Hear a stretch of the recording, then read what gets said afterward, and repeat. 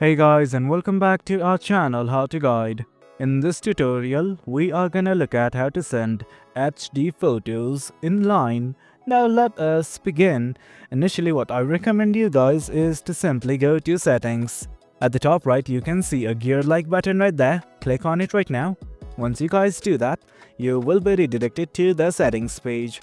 From here, all you guys need to do is scroll down till you see something called as chats. Just below it, you can see the photos and videos. Click on photos and videos right now. Once you guys do it, you will be redirected to the photos and videos section. From here, simply focus on the top setting that says send photo quality. Click on it, and that's it. From here, all you guys need to do is select on high.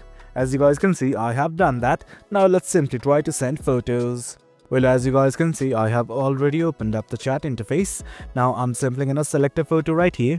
Once you've selected it, at the top left you can see a button like this that says original. Click on it, and that is it. Simply send it. That sums it up, guys. That's how you send HD photos online. The process could not be more easier. Hope you guys found this video informative, and for more content like this, do remember to hit like, share and subscribe. Your support fuels us. Until next time, thank you.